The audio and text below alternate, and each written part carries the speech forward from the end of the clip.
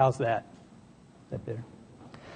So I was asked in a half hour before lunch to cover all of multiple sclerosis. And I'm going to have to narrow it down. So fortunately, you've already heard talks about the pathology of the disease.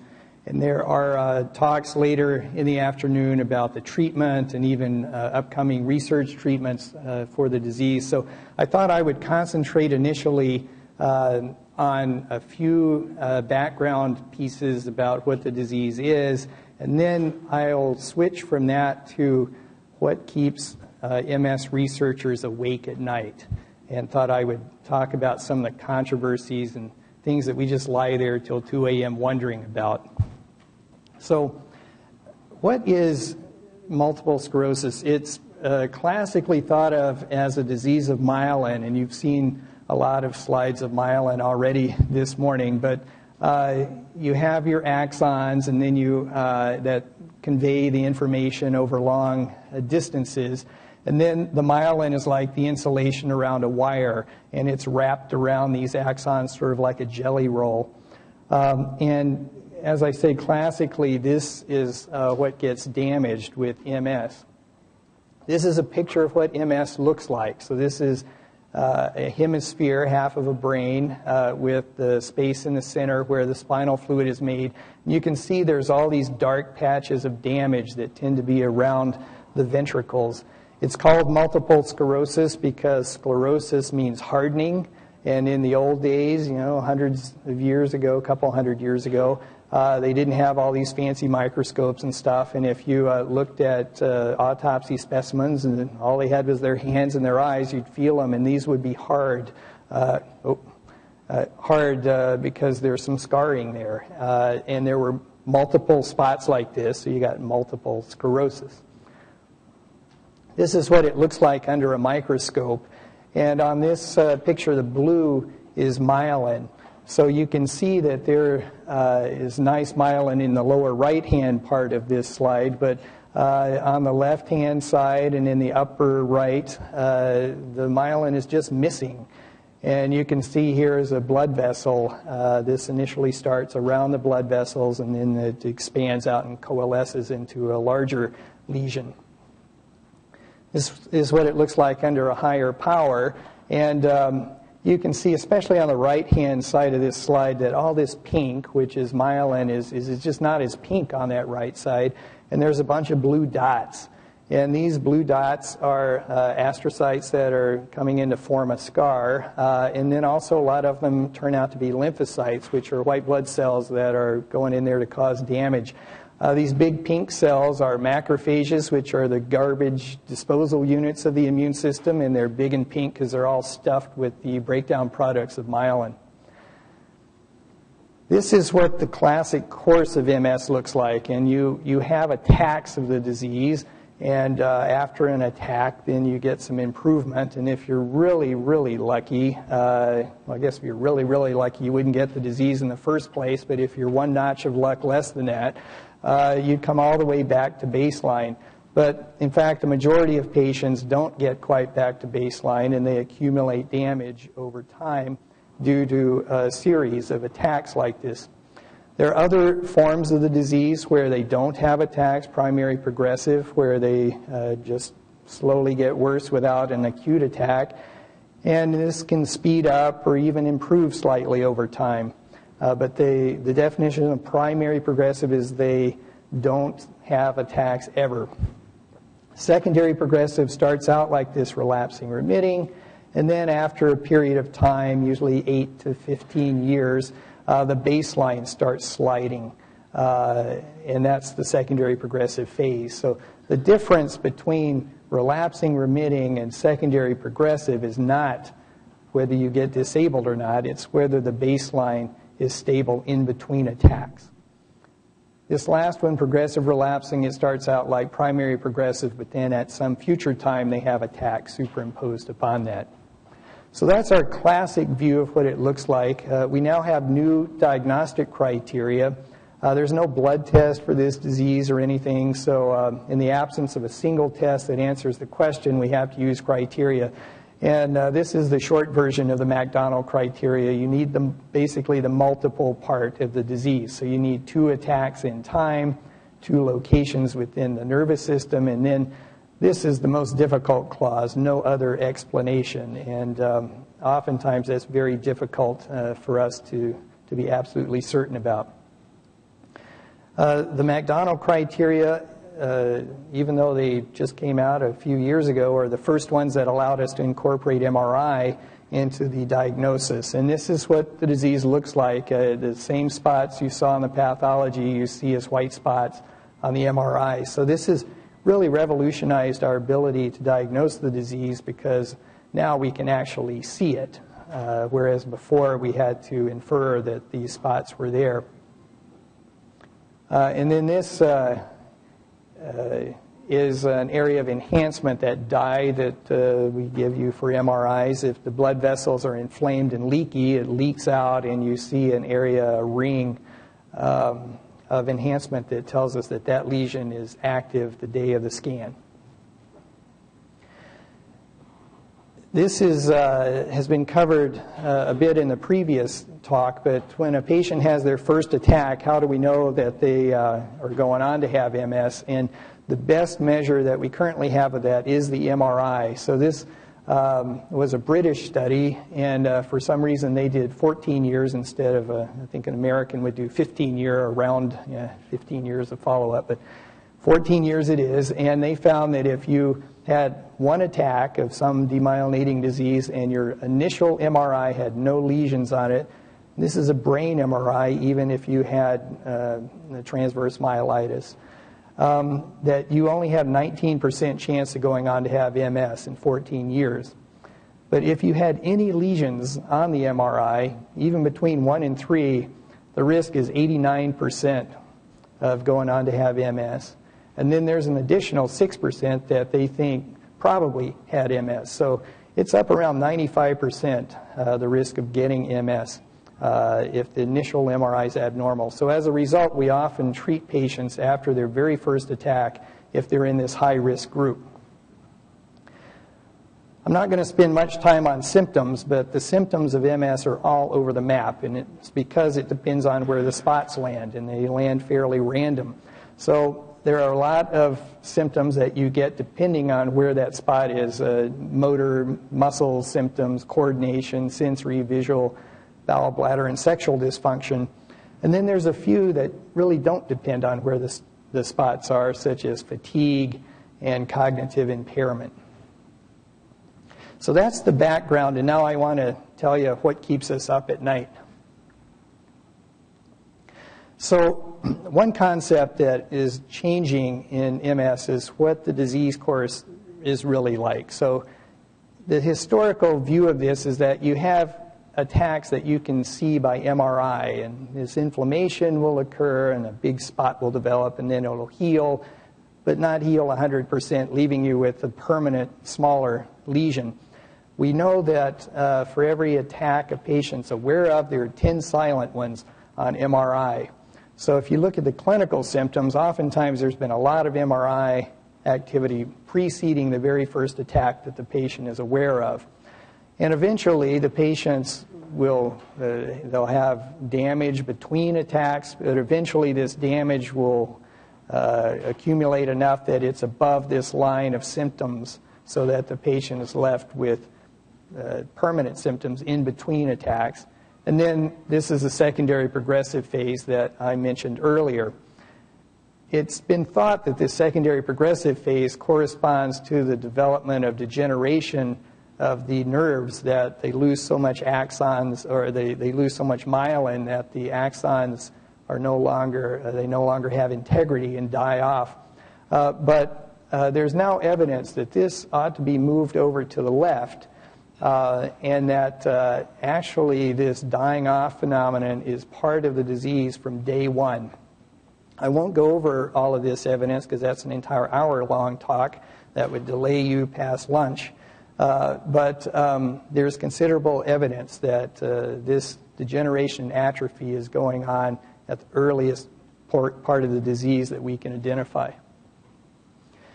Dr. Kita covered this a bit earlier, but there's changes in our view of the disease based on pathology. And this is Claudia Lucanetti's work that she looked at new active lesions. So patients generally don't die from MS. So when we get an autopsy specimen on an MS patient, it's because they died of a heart attack or cancer, the things that normal people die from. So by that time, oftentimes the disease is burned out, it's not very active, and it's hard to know what that pathology looked like early on. So Dr. Lucanetti collected specimens, actually took 2 continents, North America and Europe, looking just for active disease. And she found there were 4 types of pathology if you look at those acute active lesions. This is a picture of type 2. Type 1 and 2 look very similar, with areas of damage. This is a macrophage, those garbage disposal cells I mentioned earlier. And the difference is that there's inflammation with complement and IgG in type 2 and type 1. There's nothing that unusual about this, but type 3 and 4 has given us a lot of pause. Type 3, you have similar damage with loss of myelin. You have your macrophages.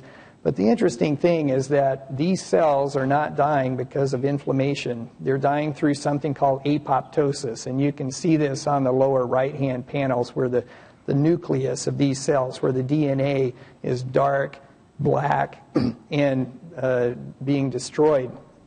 Apoptosis is a process that we all use. It's a suicide pill that our cells have built into them.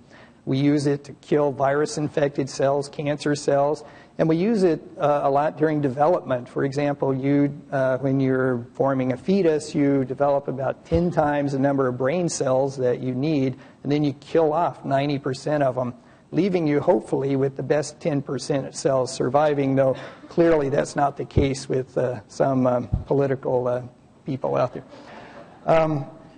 So these cells in this condition in type 3 are not dying due to inflammation. They're dying through apoptosis, and we don't know why they're killing themselves off. Type 4 is similar to type 3, except the cells are not dying through apoptosis. They're just dying. The interesting thing about both 3 and 4 is that the cells are dying off a centimeter or 2 away from the main site of inflammation. So it looks like these cells are dying first, and then the inflammation comes in to clean it up afterwards. So the pathology is leading us to wonder whether MS is one disease or whether it's actually 4. And type 3 and 4 are not really compatible with known autoimmune mechanisms. There are ways that you can kind of conjure up an autoimmune mechanism that might cause this, but the bottom line, it's really has caused us to rethink, is this one disease or 4? And if it's 4 diseases, are 2 of those not autoimmune? Another area that is causing us to think is that classically we've thought that these lesions are those spots, or the disease is the spots that I showed you. But we're now realizing that the spots are not the whole story, and in fact the majority of the story may be normal appearing brain outside of those spots. So this is a study done by Hans Lossmann's group in Europe, and he looked at pathology specimens, and this blue is that's where the white matter is, the myelin. And you can see on this left-hand stain there's a finger of myelin that should go up here, but it's missing. This was fairly classic pathology. We would have all recognized that. But he developed this new stain here in the middle, and you can see not only is that little finger of white matter missing, but all the myelin in the cortex itself is missing. So, and then that's shown in more graphic form here on the right-hand panel in orange. So we're now recognizing that not only do these spots demyelinate, but spots of white matter demyelinate that we can't see well on pathology and MRI, and even the gray matter, the cortex, is having demyelination that we could not see before. This is a picture of a neuron, which is the cell body of the nerve cell, and it has apoptosis, just like those oligodendrocytes I showed you earlier. So we now are having increasing evidence that the nerve cells themselves are affected by this disease. And then this is a slide that was shown in an earlier talk as well. These are axons, and they've been transected, and when they get ripped, they form a little ball on the end of it to try to heal up so they don't leak.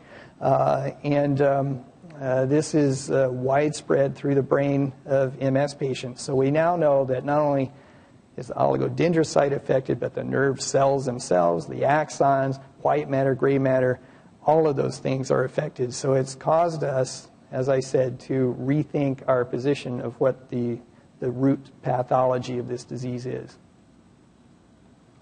So we've had to think about different subtypes of MS that may exist. Our classic damage is probably or classic view of the damage is probably too limited. And it's not just myelin, it's axons, nerve cells, they're all involved. Now some interesting, at least I hope they're interesting, thoughts about epidemiology.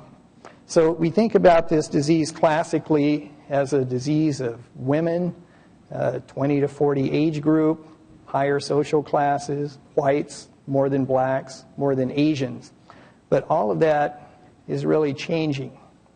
There's some interesting geography things which rather than read the list, I'll just go right into them.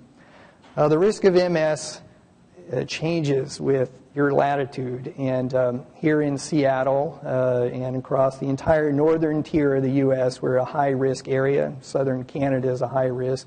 That band goes right across to Europe, as you can see in this black section. There's a similar band in the southern hemisphere, but you run out of land mass at the optimal latitude, and also in some areas like Africa, it's higher in South Africa, but there's large swaths of it that we just don't have good data on. Anyway, there are these bands around the north and the southern hemisphere that have high risk. But the interesting thing about this is that it's changing. So if you look at the top panel and the bottom panel is 1994, the top one is 9 years later in 2003, and it's starting to fill in. So look at the southern United States. It went from moderate risk to high risk in less than a decade. Areas of Europe, like the northern Scandinavian countries, have filled in. Areas around the Mediterranean have filled in. India has gone from where it was almost unheard of to have MS in India to there are areas of India that now have rates similar to that of Western Europe. Brazil has gone from unheard of to a moderate risk during this time period. So the disease is rapidly spreading into equatorial parts of the world that it was not seen very commonly in before. This is a map of the U.S. just showing you between World War II and Vietnam that the southern U.S. is starting to fill in.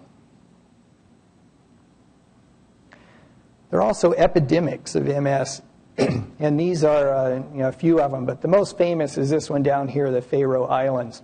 Faroe Islands are halfway between Scotland and Iceland, and during the Second World War, the British preemptively took those islands to control the German shipping lanes coming out of the Baltic. Prior to the British arriving, there had been no cases of MS ever. But within a few years of the British arriving, there were 24 cases. And this is a map of those islands, and it shows an overlay of where the British were and where the cases of MS were. And basically, these cases occurred where the British were, with a few exceptions, but all of those exceptions worked as longshoremen for the British, even though they didn't live right there. This shows you the epidemic, and here's 1941, and there's this huge increase.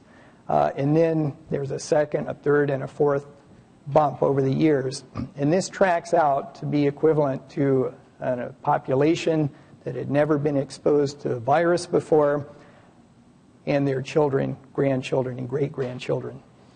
So there are some that believe that this is strong evidence that MS can be caused by a virus, perhaps transmitted by the British. There are others that think that the British brought something far more sinister than a virus to the islands, and that is that they brought the first neurologist. So in my defense, I find it hard to believe that even with no neurologist on the island that the general practitioners would miss every single case of MS ever before. If you look at it, it suggests that there's an incubation period of about 7.5 years and that you need to be over 11 years old to be exposed to whatever this was that caused it. We think of MS as a female disease, and when I made this slide, it was 70% female, but within 5 years it's now gone to 75% female, so it's getting more female. But what we forget is that 100 years ago it was 70% male. And this slide is the deaths from MS between 1959 and 1961, because 1960 is about the crossover point where females surpassed males. And you can see at that time the white females were the young ones and the white males were the old ones that were dying at that time. And that's because prior to that, the men tend to have it, and after that, the women tended to get the disease. So something is happening out there to cause a shift in the male-female ratio, and a dramatic shift at that. As I said, we think of it as a white disease. But that also is changing. So this was in veterans. One of the difficulties of looking at ethnicity with MS is that there's unequal access to health care. So if you look at it within the veteran system, that tends to be leveled because they can all get MRI scans if they need it. But if you look at World War II in Korea, if a white male was given a risk of 1, a black male was 0.44. And by Vietnam, the black males have gone from 0.44 to 0.67. So they have a rate 2/3 the rate of white males. And we believe that rate has increased further. If you look at females, the risk of a white female getting the disease was about 1.8 because they get it more often than the males. And the black females were less than that at 1.28. But by Vietnam, they had completely caught up with the white females. So we're seeing more and more MS in ethnic minority groups. And this data is rather old. It's in the Vietnam era, but it's now believed that a lot of minority groups have nearly caught up with whites on the incidence of this disease. The north-south ratio is breaking down. In World War II, the rates were 2.5. It was 2.5 times more common in the north than the south. And by Vietnam, it had dropped to 2. And a lot of people think it has dropped further, maybe to 1.5 or so now. They've looked at all of these factors and basically everything you could think of to try to explain these changes, and none of it pans out. The only thing that keeps coming up that they can't eliminate is exposure to viruses early in life.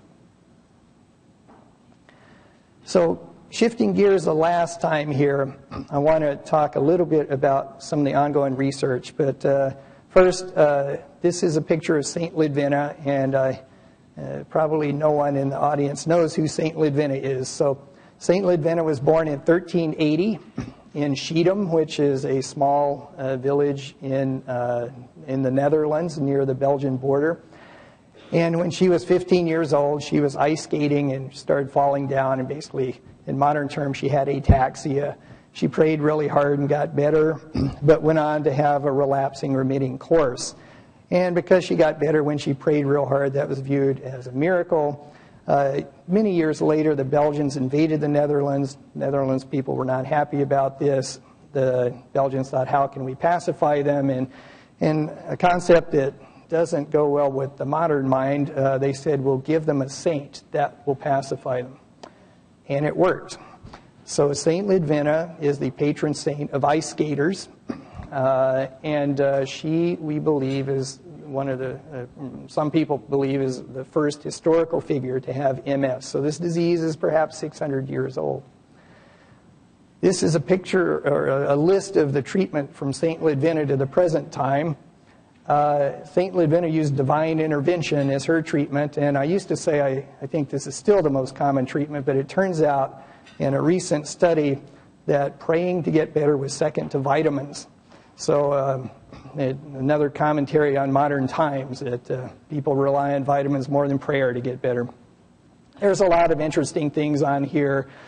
Shaving the head and putting iodine on it, arsenic, mercury. One of my favorites is beef.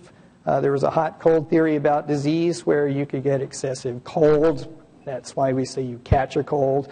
And many of these diseases, including MS, were viewed as excessive cold disease. If you wanted to treat that, you would eat something hot to counterbalance that. And things with blood in them, like red meat, were viewed as hot things. So most people could not afford to butcher the family cow, all on account of having a cold. So this cottage industry sprang up in France, where they would butcher the cow and sell parts of it off to restore your health. What they sold was called a restaurant, and the place that sold them were called restaurants. And that's where the modern term restaurant came from, was the old hot-cold theory of disease. Anyway, we would be stuck with these kind of treatments, except that we now have modern scientific studies to prove whether these treatments work or not. And we're fortunate to have 6 FDA-approved treatments on the market now. These are going to be reviewed in detail in one of the upcoming talks. To show you how much research is going on in this field, I went back through Index Medicus to 1916, where they started this, and counted every paper published on MS. And you can see it's down in the 10s and 20s.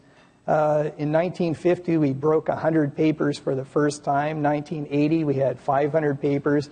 And in this past year, 2007, we were just shy of 2,500 papers. So there are more scientific papers published on MS since 1996 than the entire history of mankind prior to that. So the research is going at a very rapid rate. My last 2 slides are not readable, but that's the point. These 2 slides are the current treatments in human studies for MS right now. There's 75 drugs on this list. So I think that we will be making a lot of strides as we move forward. I think our whole thoughts about what causes the disease and how we can best treat it are rapidly changing. And with this much of a research pipeline, both from a standpoint of what causes the disease, but also how to treat it, we're going to make a lot of progress. So with that, I'll end and be happy to answer any questions. Thanks.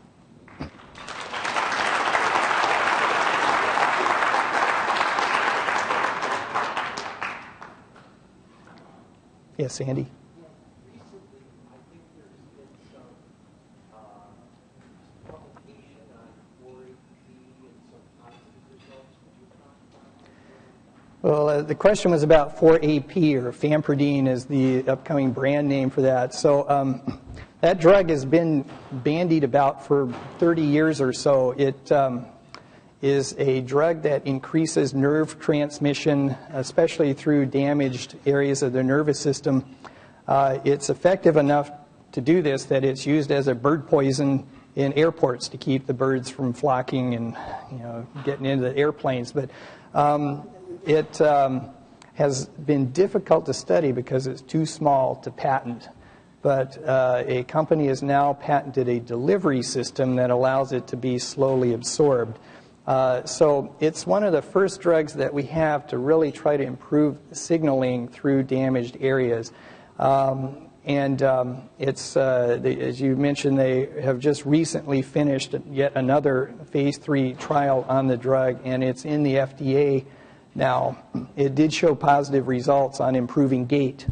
One of the big difficulties with it is the FDA requires that drugs be shown not only to be safe and effective, but that the effectiveness has to be clinically important. Now, as an example, you wouldn't want to market a blood pressure drug that you could prove would drop blood pressure by 2 points. It's too small to be important. So anyway, the FDA had never wrestled with gait as an outcome measure, so there was considerable discussion about what measure of gait is appropriate and how much change you would need to have before it was clinically important. But I think we all believe that this drug will likely be fully approved and on the market soon. Sorry, I couldn't hear that last remark.